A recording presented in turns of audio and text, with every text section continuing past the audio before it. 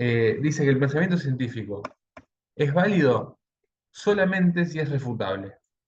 Es decir, si yo digo que los pájaros vuelan, ese enunciado tiene sentido solamente si es posible que alguien venga y me demuestre lo contrario. ¿Qué piensan ustedes de eso?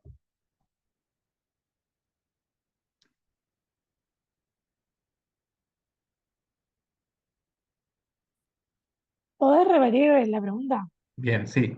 Que un enunciado o una teoría científica es válida solo si es posible refutarla. No, porque vos podés demostrar que es cierto Claro, ¿y cómo demostrás que algo es cierto? y haciendo todo el estudio. Perfecto. Ahora, si yo te digo, em,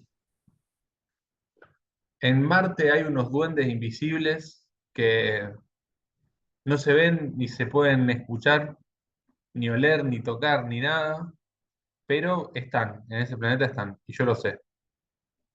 ¿Vos lo podés refutar?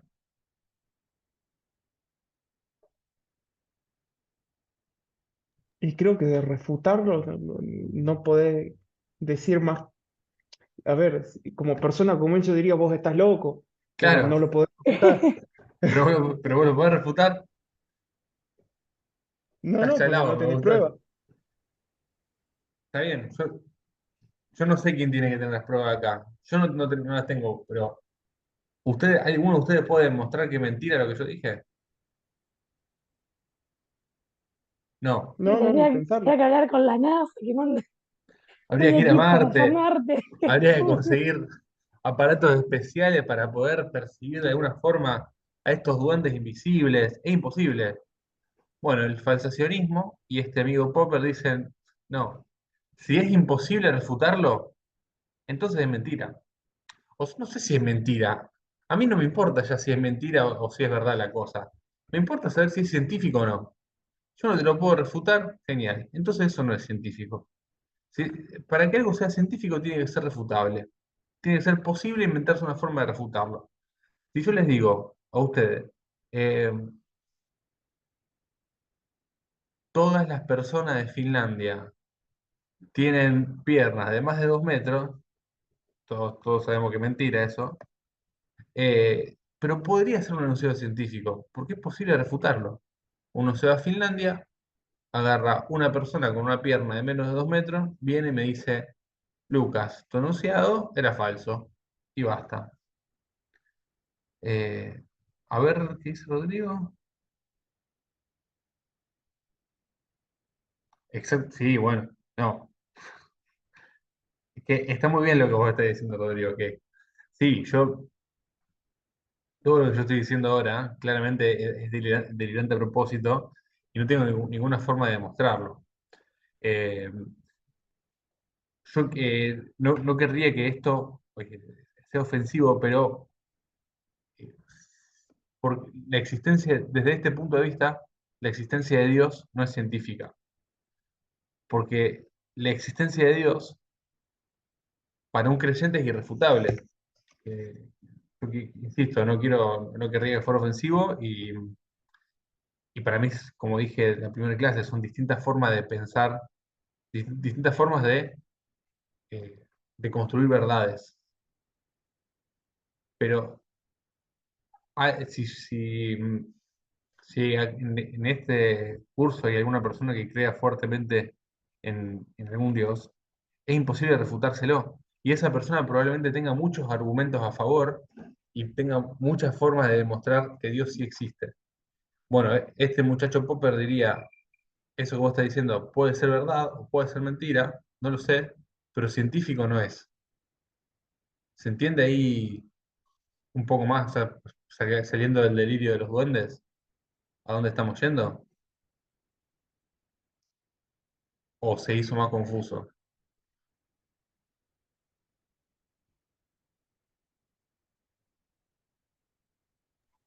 Para mí se entiende. Bien. Yo vieron que a mí esto de la virtualidad me cuesta un poco. Pues existe. Entiendo que las hipótesis, no todas las hipótesis son científicas, digamos. no todas las hipótesis son científicas. Para alguna hipótesis, sí, vamos a hablar, más que hablar de hipótesis, hablemos de enunciado. Pero sí, para que un enunciado sea científico, tiene que ser posible demostrar que no es verdad. Si, si no hay forma de demostrar la falsedad de eso, bueno, entonces eso para mí no es científico. No me interesa, no me interesa asumirlo como enunciado científico. Bien, ¿por qué me interesaba a mí abrir con esto del falsacionismo? Es bueno, es una teoría científica más, podría haber estado perfectamente en la primera parte, de la materia, que para mí tiene un recorrido más conceptual, eh, y no estuvo quizá por casualidad, digamos, no porque lo haya decidido tan firmemente, pero a mí me interesaba abrir esta parte de la materia hablando de esta corriente por varias cosas. Eh, Primero porque hoy vamos a hablar de pensamiento crítico. Y me interesaba empezar a hablar del pensamiento crítico mostrando cómo esta idea de que a veces las cosas hay que agarrarlas al revés. Y segundo, porque el pensamiento crítico, que ahora todos vamos a decir qué pensamos que es el pensamiento crítico, porque no hay una sola respuesta a eso, porque el pensamiento crítico tiene que ver con esto de, bueno, vamos a intentar que sea mentira. Vamos a entrarle por la hipótesis nula y vamos a suponer que todo esto, que todo lo que estamos diciendo está al revés. O sea, que todo lo que estoy diciendo yo también está al revés. Entonces ahora les tiro la consigna. Para ustedes, si tuvieran que definir el pensamiento crítico, ¿cómo lo harían?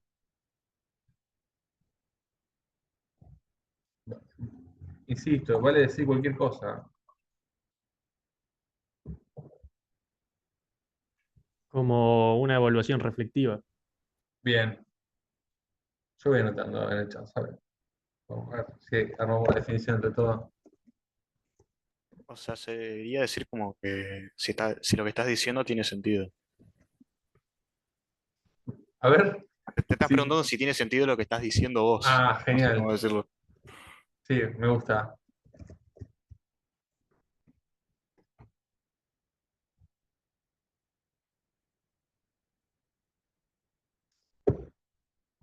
Algo más tiene que haber. Yo escribí reflectiva, quise escribir reflexiva, perdón. Que después dicen que no sabe escribir el profe. Sí.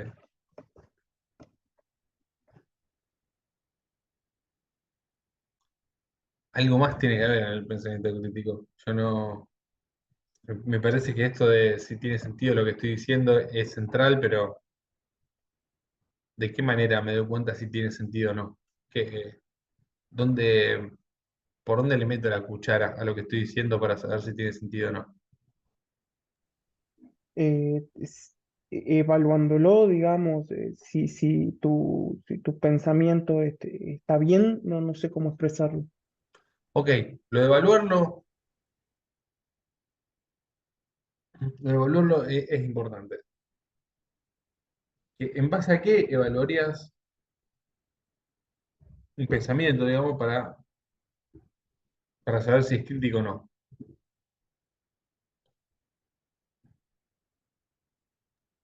Y el conocimiento que uno tiene. Bien, A cuestionar, a discernir. bien, Y también a replantearse lo que uno dice capaz que no es así. Por ejemplo, a mí me pasó mucho con el tema de la pandemia. Con una paciente que dijo, eh, que la vacuna del COVID no servía y que ella había investigado un montón. Yo dije, ¿qué investigaste? No, busqué un montón en Google. Yo, bueno.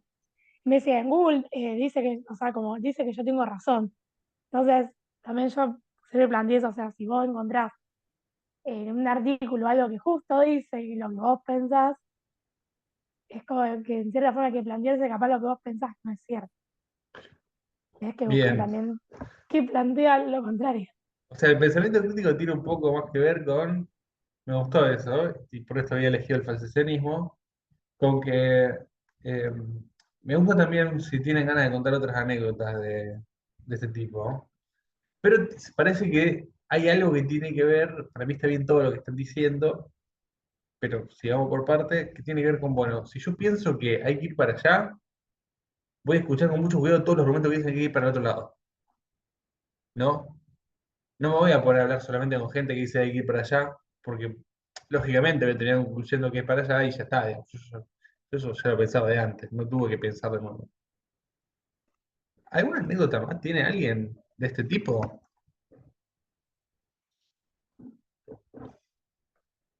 O incluso de alguna vez que hayan cambiado fuertemente alguna opinión en base a algún análisis que hayan hecho, algo que hayan pensado durante muchos años de su vida y en un momento se hayan frenado, hayan escuchado a alguien, leído algo, tenido una experiencia y hayan dicho, no es como yo creía.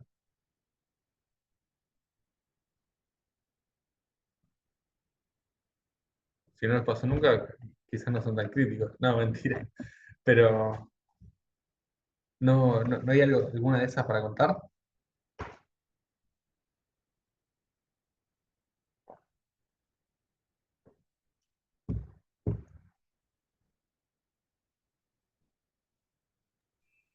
No, a mí lo único que se me ocurre contar, que ya lo había contado en una clase, no sé, acá en Argentina todo lo que es acupuntura y todo eso tiene como algo muy holístico. Inclusive yo también, o sea, siempre la tuve como, nunca dije que no, no sirve, pero tenía como algo ahí. Como que bueno, hay gente que le sirve, hay gente que no, ni. Y el año pasado tuve una beca en Brasil y me encontré con que en Brasil la acupuntura es una especialidad de medicina. O sea, tenés que ser médico y tenés que hacer una especialidad para hacer acupuntura. Eh, y no, o sea, es como algo holístico, pero lo tienen muy metido entre los hospitales. De hecho, todo el mundo lo atienden. Y realmente, yo entre las observaciones que hicimos, un día nos tocó ir al departamento de acupuntura y la verdad que me volvió la cabeza ver los cambios en la gente. Y dije, bueno, que claramente acá hay cosas que no se están teniendo en cuenta de todo esto y que estamos perdiendo bastante. Por lo menos en el tema de abordar en salud, que capaz, otra cosa, con la medicina tradicional se logra mucho, pero capaz que si sumáramos algo de eso que tenemos más nosotros con algo holístico, sería mucho mejor.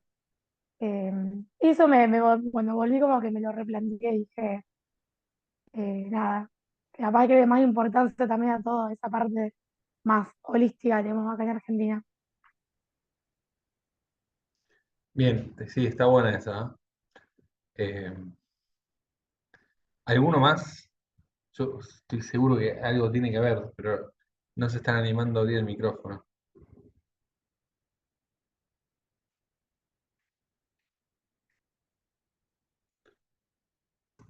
Y yo tolero muy mal los silencios, así que háganme el favor.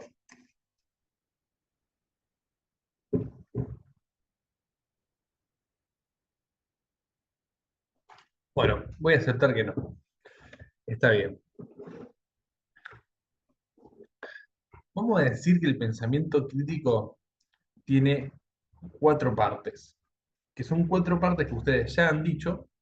Yo nada más lo que voy a hacer es darle un poco de orden a lo que venimos charlando ahora.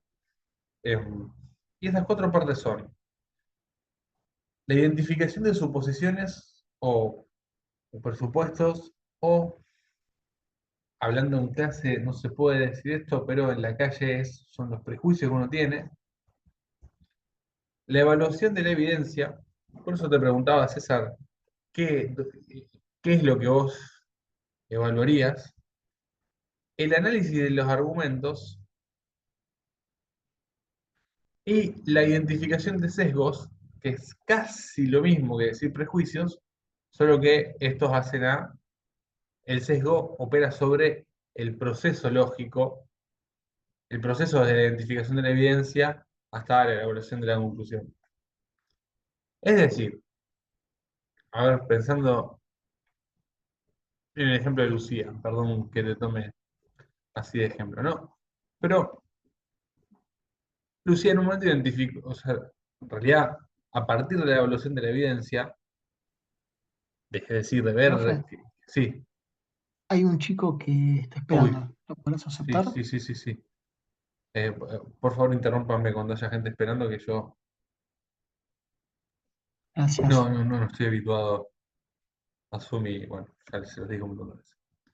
Bien, yendo al caso de Vamos a repetir para Matías que acaba de entrar.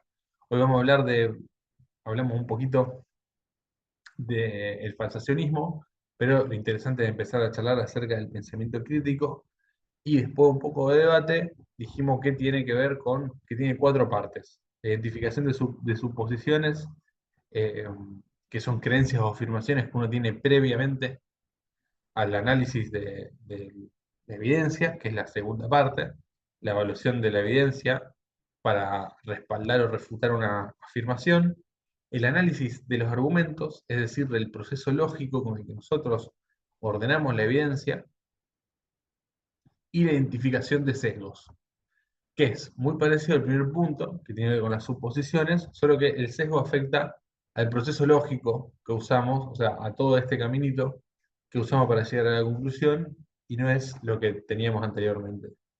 En la anécdota de Lucía, la evaluación, con, entiendo, Lucía, que vos no es que fuiste a Brasil diciendo vamos a ver qué pasa con la acupuntura, ¿no? Que tiene más que ver con algo que te pasó, básicamente, un aprendizaje serendípico sería. Eh, la suposición que le identificamos ahora a posteriori tiene que ver con que la acupuntura era una cosa medio, eh, Lucía dijo holístico para cuidar las palabras, ¿no? Pero una cosa medio como sin mucho sustento científico, justamente. La evidencia con la que se encontró es que había pacientes que realmente mejoraban, que la acupuntura tenía cierto sentido, argumentativamente lo analiza y dice, bueno, si el paciente no está tan bien y después la acupuntura está un poco mejor, quiere decir que la acupuntura sirve para algo. Ahora hablamos de la terapia alternativa un poquito, que también me gusta. Eh, y de hecho voy a admitir que yo tengo, contra las terapias alternativas, tengo todos los sesgos del mundo. Y con respecto a los sesgos, bueno, es un poco lo que estuvimos desarmando recién. Me parece que quizás las suposiciones o prejuicios de Lucía pueden tener que ver con la forma en la que se estudia medicina en Argentina, digamos, ¿no? Con un punto de vista muy de la medicina argentina. Matías, ¿algo que decir de las terapias alternativas? Que me encanta.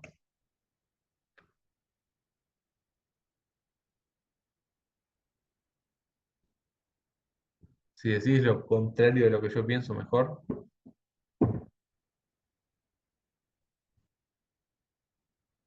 Claro, ¿ves? Eso está bueno. Porque hablamos de las terapias alternativas como si... ¿Y qué onda esa magnetoterapia? A ver, la kinesiología, ¿cómo está? Hola, que acá, salto, salto. ¿Qué pasó? ¿Qué pasó? ¿Sirve para algo No, no, eso? no, sí sirve. Eh, Pasa que la magnetoterapia, ¿sabes qué pasa? Que la meten por el tema que nos pagan muy mal los aranceles, los ponen muchas veces en cosas que no están indicadas. Por ejemplo, lo meten para tratar dolor. No tiene ninguna indicación para dolor. Tiene indicación para consolidación ósea y tiene una indicación de que está medio en discusión para tratamiento para cicatrización de tejidos. Y un montón de gente se lo ponen por dolor y dice, a mí no me pusieron magnetoterapia y no me sirvió. Y no sirvió porque no está indicado para dolor. Lo pusieron para darse tiempo, es la realidad. Un montón de veces me pasa eso. Sí. bien. Bueno, ¿ves? Eso está bueno. De cómo, porque me gustó también la palabra farmacéutica apareciendo acá, y de hecho me sirve para meterme en el próximo temita que quería meterme, de cómo ¿cómo sería? Eh, Cómo determinadas, ¿se acuerdan que hablábamos a principio de año eh, de que hay distintas formas de saber y uno era el saber autoritario, ¿no? Esto lo creo porque lo dice el rey, lo dice el cura, la farmacéutica, el profesor de pensamiento científico, o sea, esto debe ser verdad. Si lo dice un tipo que tiene delantal, tiene que ser verdad. Eh, ¿Cómo esa forma de pensamiento no, afectan afectan después el tipo de conclusiones que nosotros sacamos. Matías, abrí el micrófono y dale, no hace falta levantar la Hola, mano. profe, ¿me escucha? Sí, sí, Nada, la otra vez había visto un video que no recuerdo exactamente bien, pero era como, había, qué sé yo, no sé si en Estados Unidos o España, habían 11 millones de personas, por ejemplo, diagnosticadas que tenían colesterol alto y después se reúnen 10 eminencias, entre comillas, y cambian los valores de referencia de colesterol. Entonces, pasaron de 11 millones de personas de necesitar un medicamento a 30 millones de personas. Y después, nada, se ve si esas personas tenían conflictos de intereses, al, porque no podían ser personas con conflictos de interés, algo así. Y 9 de las 10 personas tenían conflictos de intereses, o sea que estaban tramadas con las farmacéuticas con algo y les convenía. Entonces, lo decía un doctor y medio como que me quedo dando vueltas como, o sea, ¿hasta qué punto podés decir eh, que, que- que cierto nivel es correcto, cuál no, cuando estás mal, o sea, quieren que estés mal, eh, quieren que consumas, pues, y me dejó pensando, la verdad. bien. Acá tenemos un problema igual, ¿no? Que, a ver, cómo... Está claro que hay un número de colesterol, hay un valor para el colesterol, o para lo que sea, que es saludable y hay valores que no lo son. Eso, digamos, es verdad, no sé, obviamente no puedo saber cuál es el valor. Y también está claro que el poder afecta, yo ya voy a decir nuestros datasets, porque quiero que los llevemos al campo de la ciencia de datos, pero que el poder afecta a nuestros datasets, sí, digámoslo así. Ahora, el hecho de que esas personas tengan conflicto de intereses no necesariamente implica que mientan, ¿no? No sé cómo, eh, no sé si se entiende eh, lo que quiero decir. Eh, quiero pensar la forma de decirlo mejor. Porque a veces parece que, digamos, yo estoy de acuerdo con que la sospecha, que sospechar de personas con conflicto de intereses es lo más inteligente del mundo, hay que sospechar, está bárbaro, pero sospechar de algo no implica que sea algo se vuelva falso o tienda a ser falso. ¿Se entiende? ¿A dónde voy? Claro, no, sí estoy de acuerdo. Estoy de acuerdo. En este caso que vos estás contando, además, es como que, bueno, hay gente que, sí, de alguna manera lo beneficiaba, está bueno sospechar. Nosotros sospechamos para identificar el sesgo. Ahora lo quiero llevar a la ciencia de datos un poquito. ¿Ustedes hasta ahora han trabajado con datasets públicos? ¿Han hecho ejercicios de ese tipo? Bueno, vimos lo que compartió César acá para la clase, pero ¿las demás materias han hecho algo así? Poco y nada. Muy Hicimos poquito. una con el Titanic y había ¿Cómo? con otro más que hemos hecho. Con un dataset del Titanic, de los pasajeros del Titanic. Ajá, Y, y después no sé si hicimos algo más, pero bien, a poco. ese Pero algo dataset, hicimos. o esos datasets con los que están trabajando, el de los pasajeros del Titanic, yo no lo conozco, ¿no? Pero ¿qué es? Un dataset que tiene datos relevantes de los pasajeros del Titanic como cuánto pesaban, la fecha de nacimiento, su profesión, esas cosas. Claro, o sea, eran hombres, mujeres, niños, la edad y en qué parte del barco estaban. O si no había ningún dato. Bien. Em, ¿Y hay alguna conclusión en la que se haya llegado con eso?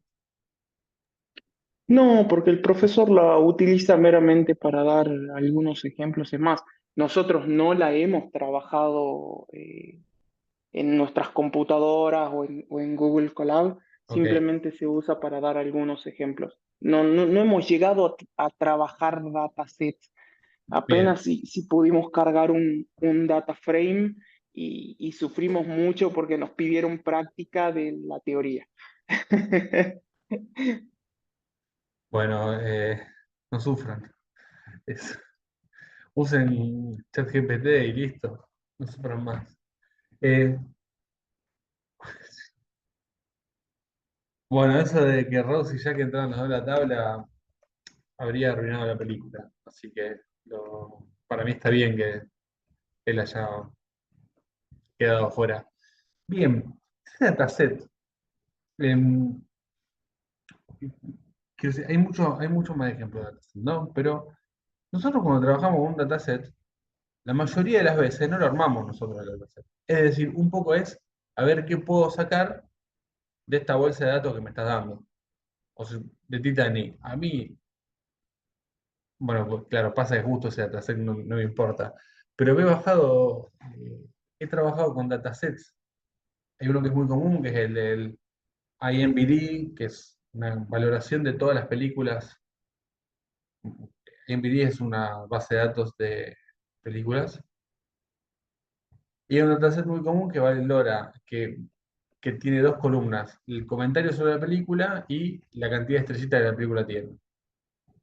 Entonces ese dataset muy frecuentemente se usa para armar distintos algoritmos de detección de satisfacción en base a texto. Por ejemplo, eso se llama detección de sentimientos en el estado del arte de la ciencia de datos. Por ejemplo, hay muchos ejemplos de entrenar esos datasets, o sea, entrenar un modelo con ese dataset para hacer un análisis de los comentarios de Twitter sobre o sea, sobre lo que sea, sobre determinado tema. Yo me puedo pedir, usando la API de Twitter, todos los tweets que mencionen tal tema y saber si hay un sentimiento positivo o negativo en la mayoría de los tweets que tiene la palabra Viviana Canosa, por ejemplo, o lo que se nos ocurra. Bueno, hasta ahí todo normal, ¿eh? O sea, parece una muy buena idea. Justo encuentro un dataset con millones de comentarios en varios idiomas distintos, donde tengo un pedazo de texto y una valoración del 0 al 5. Y en base a eso, yo entré en un modelo de lenguaje o un- o una red neuronal chiquita para que pueda identificar si hay un sentimiento positivo o negativo en cualquier texto. Hasta ahí parece bien la idea, ¿o no? Yo lo vi, me pareció una idea genial. Estos tipos son unos capos, realmente. No les salió nada, se bajaron un dataset que estaba ahí, que capaz que hasta por error alguien se había olvidado que era público o le scrapearon la web y hicieron magia. Perfecto. Ahora, acá es donde estos puntos que yo entro, de que estos 4 puntos que yo mencioné, entran en juego, porque si bien esos algoritmos sirven mucho, esos modelitos de lenguaje sirven mucho, no es el mismo registro con el que se habla en Twitter o el que se habla en IMDb. Entonces, a esos algoritmos, cuando se dieron cuenta que en Twitter había una cantidad muy grande de ironía y en los comentarios sobre películas no había casi comentarios irónicos, eran comentarios bastante objetivos, o sea, con distintas opiniones, pero objetivos sobre si le había parecido buena o no Titanic, por ejemplo, eh, le agregaron un detector de ironía. Y ese detector de ironía, no sé con qué lo habrán entrenado, pero ese detector de ironía no funciona igual en portugués que en castellano, pero tampoco funciona igual en castellano de Argentina y en castellano de España, porque la forma de ironizar de los argentinos es distinta a la forma de ironizar de los españoles. Entonces tuvieron que agregar un cosito que detectaba en la jerga de qué país está escribiendo la mayoría de los tweets de su usuario, para saber si detectaba ironía como argentino o como español. Bien, yo todo este puntito lo estoy inventando. O sea, es muy probable que funcione bastante bien el de IMDb y listo. Pero lo que voy es a que el trabajo con los datasets, o sea, el hecho de que nosotros tengamos un set de datos en la mano, no nos permite de ninguna manera garantizar que ese set de datos es objetivo y, y va a funcionar bien y que la información que podemos sacar de ahí es verdadera y científica. Si no, espérenme un segundo que tengo que saludar al que vive conmigo. Si no, todo lo contrario, tenemos que hacer todo este trabajo. Bueno, tenemos que hacer todo este trabajo para, para poder garantizar la veracidad científica, el sustento científico de lo que estamos haciendo con los datos. Otro aspecto más es pensar que en los datasets no está siempre la información que nosotros decidimos que estuviera. Es decir, muchas veces tenemos que entrarle por el costado a lo que queremos conocer, y que además es información producida por humanos. Y esos humanos tienen, tienen sesgos y tienen suposiciones, como dijimos antes. ¿Cuál sería un riesgo a nivel ciencia de datos de no darse cuenta, de no analizar críticamente el dataset con el que trabajamos y no darnos cuenta que ese dataset puede estar sesgado? ¿Cuál puede ser un riesgo?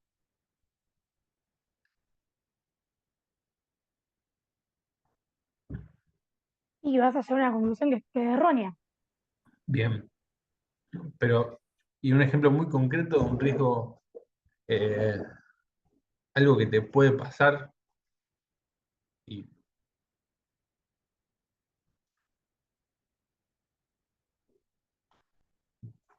dale, algunos sale. Yo tiro el primer ejemplo y después me tiran otro ustedes. Eh, Tengo, por ejemplo, una empresa donde la gente tiene que, apenas termina de hacer una tarea, tiene que cargar qué tarea terminó de hacer. Sí, esa es la regla de la empresa. Entonces yo analizo el dataset con las finalizaciones, a qué horas fueron, y me doy cuenta que el momento de mayor productividad, donde se termina la mayor cantidad de las tareas, es a las 6 menos cuarto de la tarde. ¿Por qué pasa esto? Porque todo el mundo, antes de irse de su casa, se acuerda que tenía que cargar todas las tareas que hizo en el día, se sienta en la compu y pone, hoy hice esto, esto, esto, esto y esto. Si yo analizo el dato, eso es el dato, asumiendo que es verdad que la gente, asumiendo que los empleados trabajan como se supone que deben trabajar y cargan las horas apenas termina su actividad, llego a esa conclusión. Tengo una productividad increíble entre las 5 y las 6 de la tarde. De ahora en más nadie trabaja antes de las 2 de la tarde. Esto es genial. Bien, ¿algún otro ejemplo se le ocurre de otra cosa que tener un dataset y no dándose cuenta? O sea, si ignoramos que esos datos fueron cargados por humanos, eh, que podemos producir algún daño.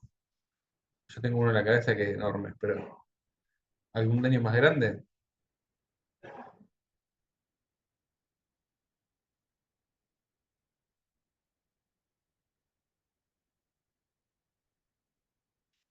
No, no se me ocurre nada. Bien. Ok, perdón. Sí, a veces mis preguntas son muy largas. ¿Cuáles podrían ser las consecuencias? A ver lo de la pandemia y nos peleamos. Si nos tenemos que pelear, nos peleamos. Pero dale, dale. Peleémonos, que son las discusiones que nos hacen tener más sentido crítico cuando analicemos los datos. No, dale, dale, Javier, ahora nos peleamos. Sí, gripe es COVID.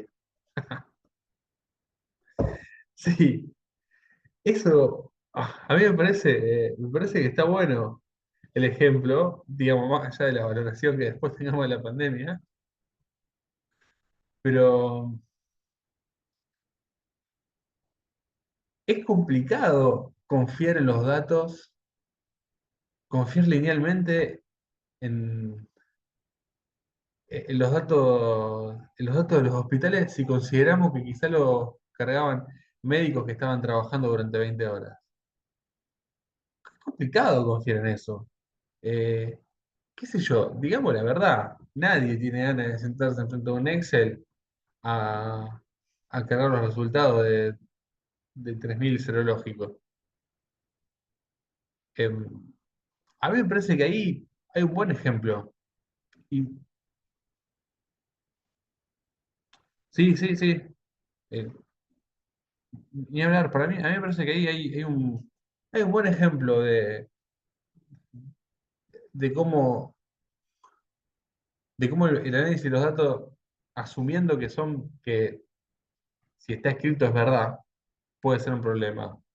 Sí, ojo, que yo no, bueno, no voy a decir qué pienso de la cuarentena. Bueno, y eso también, de que si, yo ya sé que estamos hablando ya sé que estamos hablando con respeto, pero está bueno pelear y decir, hey, ese dato se podía analizar más críticamente. Cualquier dato se podía analizar más críticamente. Em, una cosa que vamos a charlar más adelante, que a mí me parece también preocupante, es, no sé si ustedes saben que los algoritmos de identificación facial, hasta hace un tiempo, eran muy malos para identificar gente que no fuera blanca. O sea, un algoritmo que tenía que identificar caras solamente identificaba blancos.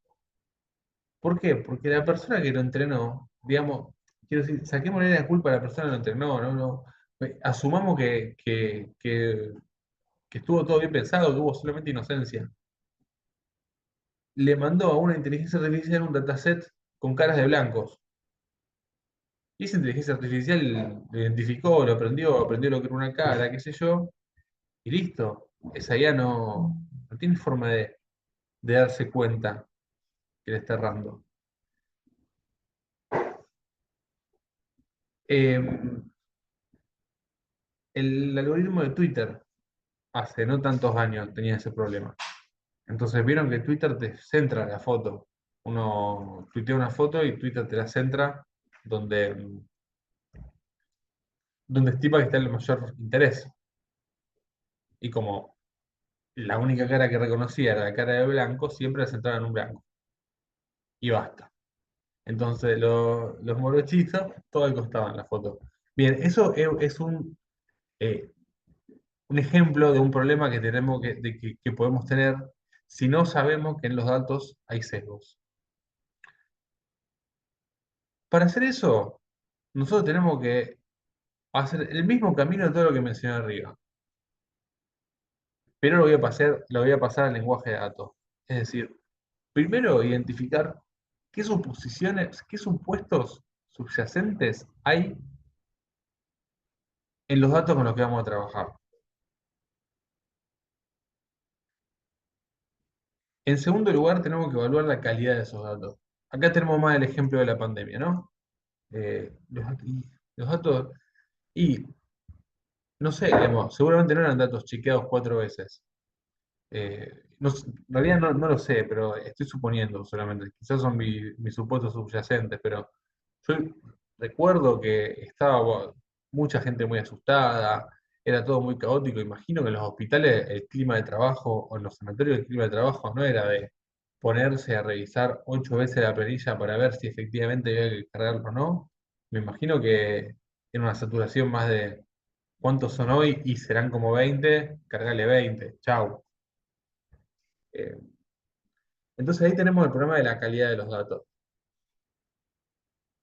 Después tenemos que evaluar los resultados, en el sentido de evaluar con esa calidad de datos y esos supuestos que pueden tener los datos, qué, qué tendencia tenemos y identificar el sesgo en en la elaboración de esas conclusiones. Todas estas cosas no las van a hablar conmigo porque hay técnicas, hay algoritmia y hay estudios estudio no, ¿cómo sería? Eh, librerías, bueno, cosas de Python, a usted que le encanta Python, cosas de Python que resuelven parte de este problema. Pero a mí lo que me parecía importante es que nos quedemos con esto de si nosotros vamos a trabajar con datos y vamos a hacer ciencia de datos, es decir, vamos a producir conocimiento científico a partir de los datos, y yo insisto, con conocimiento científico no me refiero solamente a lo que pueda servir para la academia, sino a conocimiento que pueda ser relevante para, por ejemplo, una empresa o para tomar determinado tipo de decisión. eh, Tenemos que tener en cuenta todos estos aspectos. Hoy no existe todavía un algoritmo de aprendizaje que yo le tire los datos pelados y con los datos pelados me devuelva magia. No, no existe un algoritmo de aprendizaje que yo le tire un SQL y le diga, toma, querido, acá tenés el SQL, saca conclusiones solo. Y si nosotros queremos que esos datos sean confiables, tenemos que hacer un análisis fino nosotros. No quiere decir leernos los 80 millones de comentarios que hay en un dataset. Quiere decir estudiar la naturaleza de esos datos y la calidad de esos datos. Bien, ¿algo que quieran decir con respecto a esto?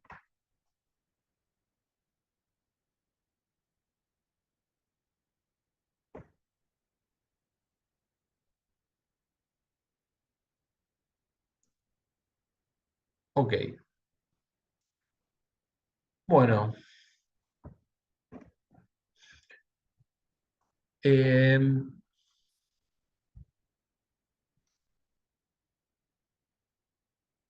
no voy a llegar, pero déjenme pensar cómo encargo lo que me queda. Bueno, no, esperen. Antes que nada me interesaba decir esto. Recibí dos mails un poco preocupados por el trabajo final y yo con respecto al trabajo final les voy a admitir nuevamente ahora que saben que no soy muy claro con la consigna. Entonces, les quería proponer, todavía no tiene fecha de entrega porque en realidad tengo que hablar con la universidad para ponerme de acuerdo en algunos plazos, pero les quería proponer, antes de seguir, que intentemos, les quería pedir que me ayuden a escribir la consigna más claramente. Voy a ver cómo es que la escribí, si es que ya la escribí en realidad. En el aula virtual. Em, También porque no quiero, o sea, sobre todo lo que me parecería terrible es que se convierta en algo difícil o distinto de lo que ustedes esperaban por no ser claro yo con la consigna. También yo sé que le dije varias veces que la consigna era negociable, así que bueno, en todo caso lo negociamos ahora. Ahí les voy a pasar, está en el programa, les voy a pasar al chat cómo está pensado ahora. Bueno, acá le puse examen parcial, pero en la práctica, para el que va a promoción, termina siendo un final. Bien, un trabajo monográfico que vincule la ciencia de datos y el pensamiento científico con una problemática contemporánea. Está difícil de entender, está fácil de entender. Quieren que nombremos 3 o 4 ejes de los que se podría hablar, que pongamos cantidad de páginas. ¿Qué les parece? Y en la opción 2 es una propuesta de abordaje o intervención desde la ciencia de datos con una problemática, de una problemática contemporánea y se valora que la propuesta sea acompañada de un esbozo, un planteo de software. Algo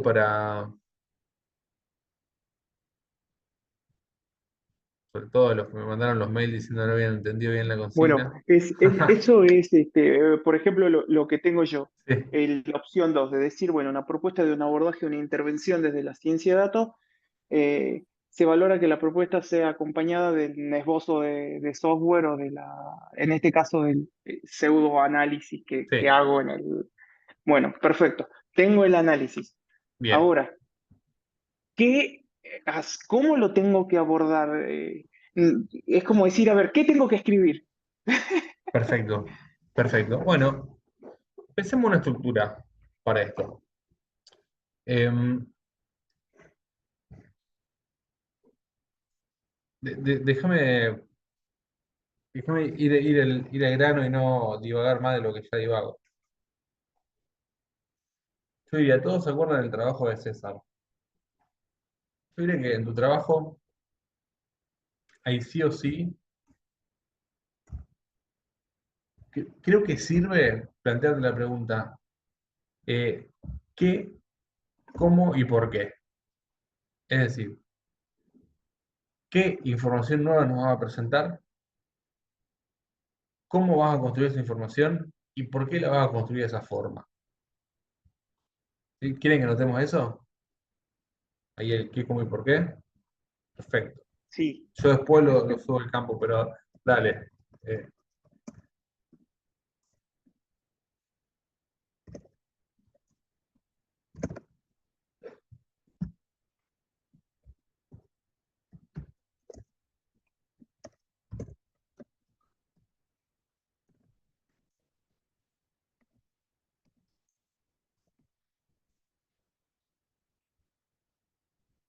bien. Ese. No, sí, me dan, chicos. ¿Qué, cómo y por qué? Yo cómo lo plantearía en un trabajo. Lo plantearía como introducción. Que en la introducción le podés dar una justificación más. eh, a ver, la introducción que es en este. Vamos a una versión ultra resumida porque si no es como que para no escribirle el trabajo. En este trabajo nos proponemos elaborar conclusiones respectivas a la diferencia salarial entre desarrolladores de software o trabajadores de software en Estados Unidos y Argentina. ¿Sí? Eso escrito más largo, más bonito, como chamullando un poco, vieron como cuando uno escribe para la universidad, ¿no? ¿Cómo se construye este pensamiento? Porque no sé por qué le puse pensamiento. sí, la idea. Sí, no sé por qué le puse pensamiento. Eh, para ello, em- ese es el primer apartado, introducción. El segundo apartado, que puede ser propuesta metodológica. Para ese trabajo, eh, lo hicimos un dataset de Kaggle, era, ¿no? Este trabajo se desarrolló en un dataset de Kaggle utilizando la siguiente técnica, analizando tales aspectos a partir de tales ejes, etcétera, etcétera. ¿Sí? Hasta ahí estamos, más o menos. Sí, sí. Que, que para mí ahí, pensando en el trabajo de César, que se había planteado una serie de preguntas, yo me guiaría por esas preguntas que vos tenés planteadas en la última página del trabajo, creo. Arrancar diciendo, o sea, en la introducción tienen que estar todas las preguntas que vos querrías responder, expresadas de alguna forma, o sea, no necesariamente con la pregunta. En el cómo es cómo vas a hacer para responder cada pregunta y en el por qué, que se podría llamar fundamentación metodológica, explicas por qué usaste esas técnicas para construir información sobre lo que querías al principio. A eso le puedo agregar unas conclusiones con algunas ideas y algunas reflexiones sobre tu trabajo. Para mí eso, si me lo atraviesan con categorías que hayamos dado en la materia, es suficiente. ¿Cómo O se sea, puede? Sí. lo ideal sería, eh, digamos, prácticamente en síntesis, el enfoque del trabajo, el enfoque completo del trabajo, más eh, digamos, relacionarlo con lo que hemos ido viendo en la materia para fundamentarlo de manera científica. Perfecto, exactamente eso. Así como lo dijiste, está bueno, porque la idea es esta, que vos me presentes tu trabajo y que yo me ponga enfrente tuyo y te digo, ¿y esto por qué es científico? Y que vos me puedas responder por qué es científico. ¿Desde qué perspectiva, de qué paradigma eso es científico? Y que yo me tenga que callar la boca y te tenga que decir, sí, tenés razón. Obviamente no va a ser así el examen, no, no sé si vamos a tener una instancia oral, pero no, ¿cómo la idea de usar ChatGPT? Chicos, Listo. Entendí perfecto, Lucas. no pueden Gracias decir, por no la pueden explicación. decirme que, no pueden decir que usa ChatGPT y no me pueden dejar escrito, ¿no? O sea, dale, o sea, abrí el micrófono porque si no tengo que leer los comentarios. Ahora, para que quería retroceder dos cositas arriba para ir pensándolo. Por ejemplo, si yo el trabajo monográfico, yo tengo mi tesis de kinesiología. Justamente fue un trabajo de investigación, así que tengo todo planteado en todo esto de para acá, o sea, de plantear una pregunta, de hacer una evaluación de la evidencia, hacer un análisis de la evidencia, identificar los sesgos, yo todo eso lo había hecho. Yo podría agarrar esa tesis y a partir de ahí Sí, y hacerme obvio. con esto. Sí, sí, eso también les quería decir. A mí, Genial. honestamente, me interesa, o sea, a mí me importa tres pepinos, a ustedes les gusta 3 meses o 2 minutos hacer esto y si reciclan cosas o no. O sea, yo lo que quiero es saber eh, más o menos qué fue quedando de esta materia, ¿no? Eh, Todo el mundo puede agarrar la tesis de Lu. Agarren la tesis de quien quieran. Sí es importante que sea una producción propia, eso está claro. Pero a mí lo que me interesa saber es eso, ¿no? Si yo quiero que ustedes puedan ver el aspecto científico de la ciencia de datos. Pues Genial. no me... A ver, porque mucha gente podría decir, ah, lo de César ya lo tiene hecho, capaz que se pone 4 o 5 horas y lo escribe. Sí, es verdad, pero lo hizo él. O sea, no tengo... Buenísimo. Para mí ahí no hay un aspecto. Sí, sí, reciclen lo que quieran.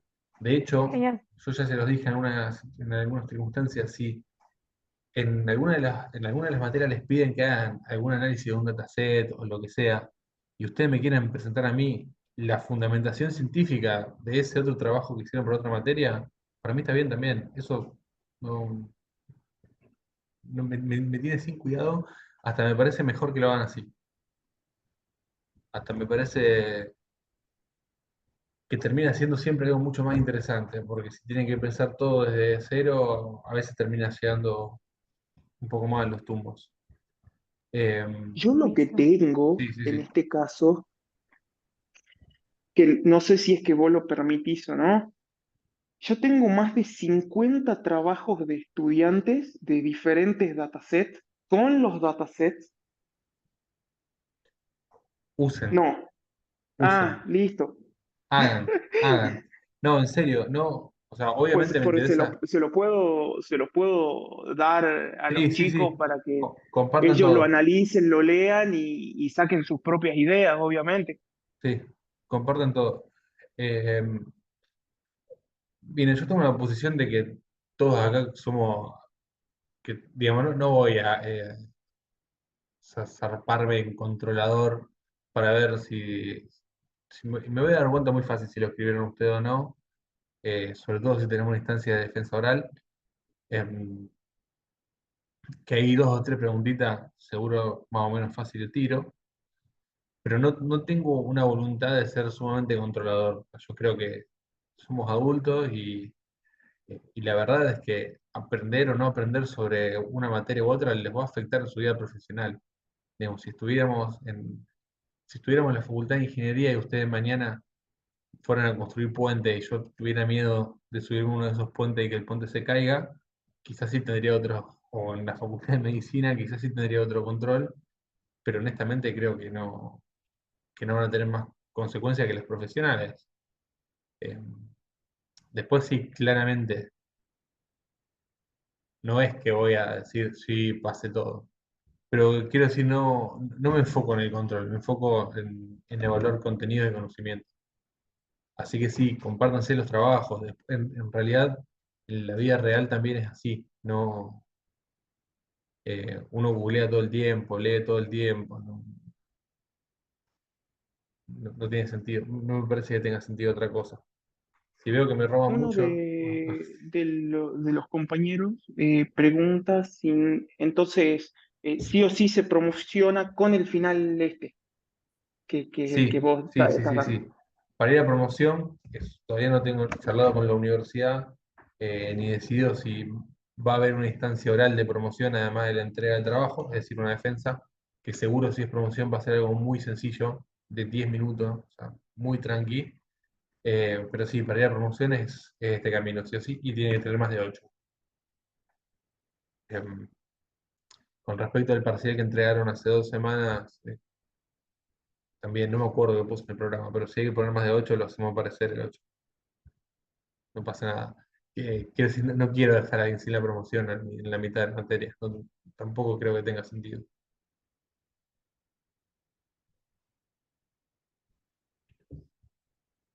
Bueno, ¿hay más preguntas? Yo realmente no llego a desarrollar lo que tenía para después, pero sí llego a tirarle una introducción. Quizá lo dejamos abierto para la semana que viene. Eh, pero bueno, haciendo todo este repaso, o sea, velozmente un repaso, venimos viendo distintas formas eh, abordar la ciencia y las teorías científicas. Es decir, em, cómo, digamos, todo este camino, em, ay, a ver, que me ordeno las ideas. No, pero empezamos, vieron que el camino fue siempre esto, ¿no? Decir, la ciencia es esto, bueno, pero acá tal otro dice que no, y acá tal otro dice que sí. Entonces, le fuimos dando a cada cosa más o menos el lugar que tiene, ¿no? A la evidencia, el lugar que tiene, al enunciado, el lugar que tiene, a la hipótesis, el lugar que tiene. Con el lugar que tiene me refiero a todos los pusimos en un pedestal y después los bajamos, para ponernos en relación a los demás, a los distintos aspectos del pensamiento científico.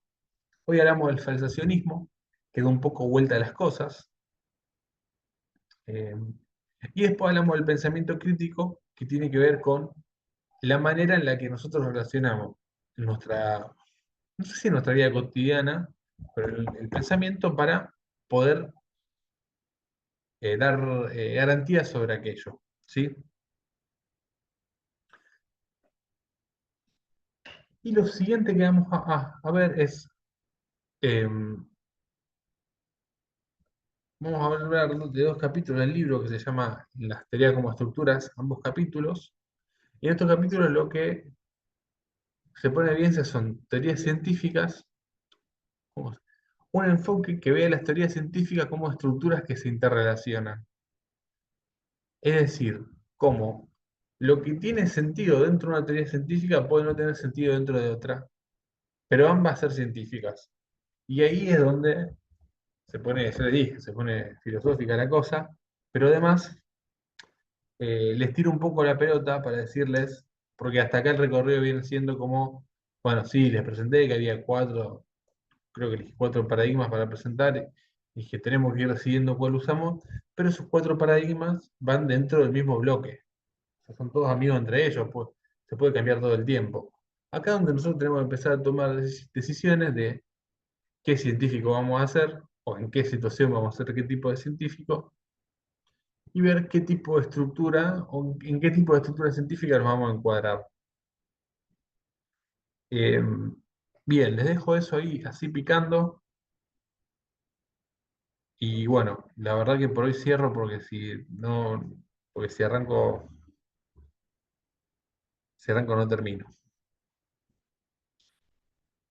¿Alguna preguntita? ¿Algo que les interese saber?